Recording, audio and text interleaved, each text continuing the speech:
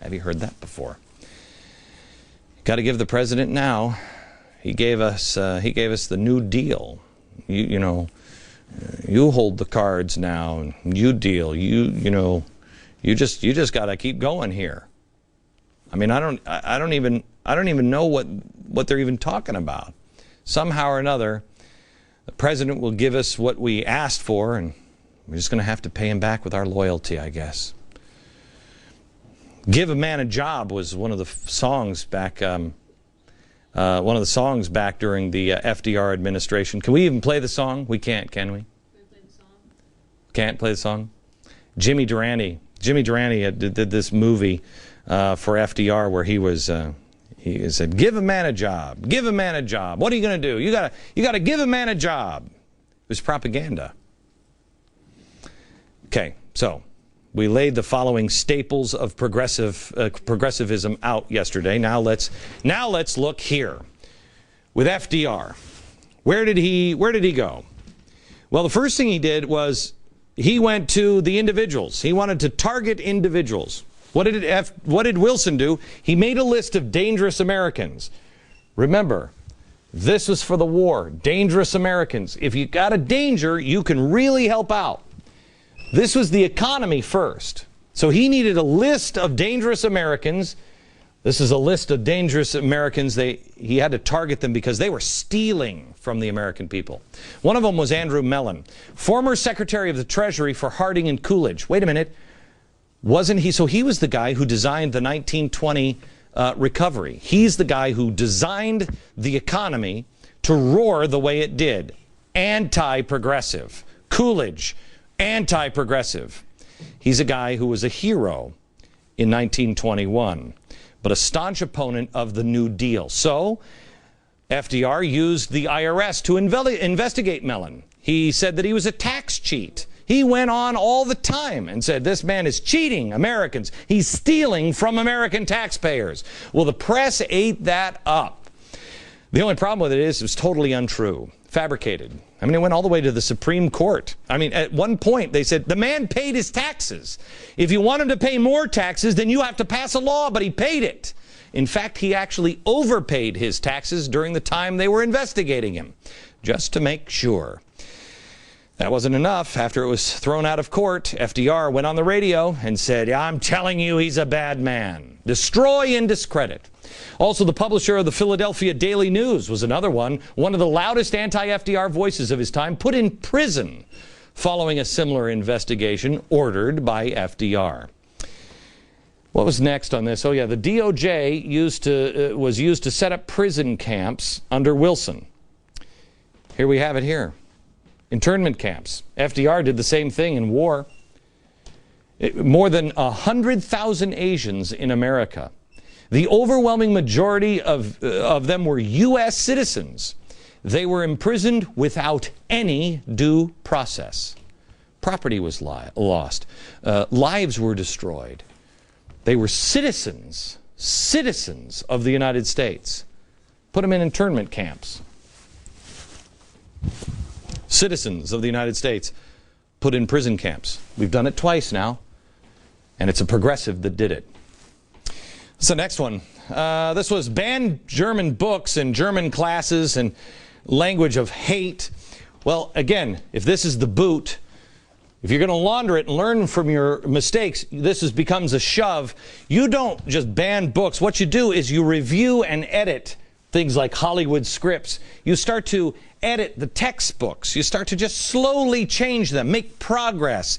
FDR actually would pressure reporters to change their stories. He would go into people's office and say, what are you working on? And the reporter would be there in the White House, and he said, oh, Mr. President, I'm working on this. And he would sit down with them and say, can I make a suggestion?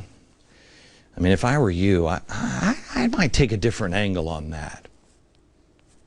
They got the message. Most times, they changed the story.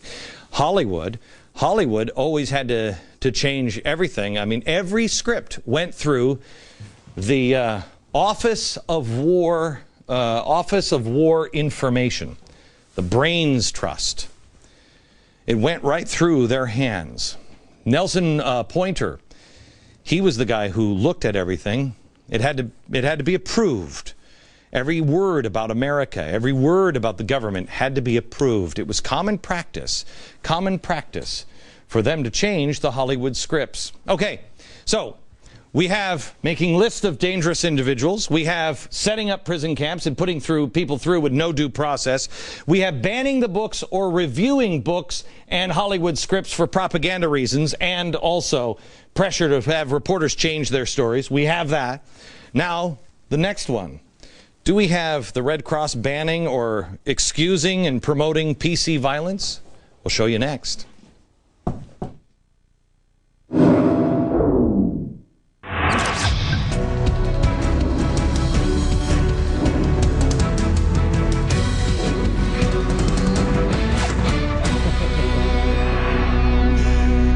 Wow, we have so much information for you. Take notes, take notes. Government elite knows best. Voices of opposition to be discredited. Progressives use war to push agenda. Progressives can see the Constitution as open to interpretation. It's an old dusty document. We've taken you now and shown you the first real evil president I think we ever had, Woodrow Wilson. For war purposes, 1917 did all of these things. We're looking for connections now to FDR, but laundered from the boot to a shove. He learned. In the office, this one was the Committee on Public Information. This one is the Brains Trust, the Office of War Information. Keyword, information. We showed you that, made a list of dangerous Americans, made a list of individuals to target, used the DOJ to set up prison camps, put people in prison, took their rights. Here, internment camps, took their rights. This one banned books, German classes. This one reviewed, edited Hollywood scripts, pressure on reporters to change the story. 4, Red Cross banned German Americans. 4, German and Italians had curfews and travel restrictions. Following the attack on Pearl Harbor, approximately 600,000 Italian legal aliens in the United States were placed under these restrictions. The same kind of restrictions. There were prohibitions on travel for more than 5 miles from your home. Curfew. If you were Italian or German, you couldn't leave your house from 8 p.m. to 6 a.m. Confiscation of shortwave radios, firearms, cameras, flashlights, other signaling devices. Evacuation from any coastal town.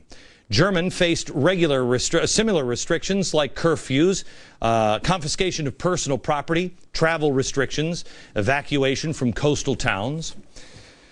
Okay, so it could never happen. We've done it twice now in the last 100 years. Number 5, excused and promoted PC violence. See if you can find the violence. We couldn't find any the short time we had today. NRA boycott. That's not the National Rifle Association. That's the Recovery Act. That's the Blue Eagle. Do you remember that? We do our part. The Blue Eagle. It was voluntary business. Okay? It was... everybody was told, hey, do your part. You want to do your part? You get the Blue Eagle on your... But then it turned into something more hideous where you were boycotted. And they were encouraged to boycott anybody who didn't have the Blue Eagle. The NRA propaganda, it never ended. The NRA teamed up with Hollywood for propaganda purposes. Do we have the featurette? Can we play it? No? Okay, we'll show the full screen. There it is. The NRA. It's a featurette, patriotically contributed by the motion picture industry. Okay. Now, the next was engaged in 4-minute mins. You have that with the NRA propaganda. Then in Woodrow Wilson, you had read private telegrams. Well, here you had giant fishing expedition and broad subpoenas. It was amazing. They put these broad subpoenas out to quiet the number of grassroots opposition groups all around the country. FDR ordered Senator Hugo Black to look for funding violations. Blanket, illegal subpoenas were issued. Privacy rights trampled. It didn't matter. I mean, I read something from Moley. I read his book. I can't remember the name of it.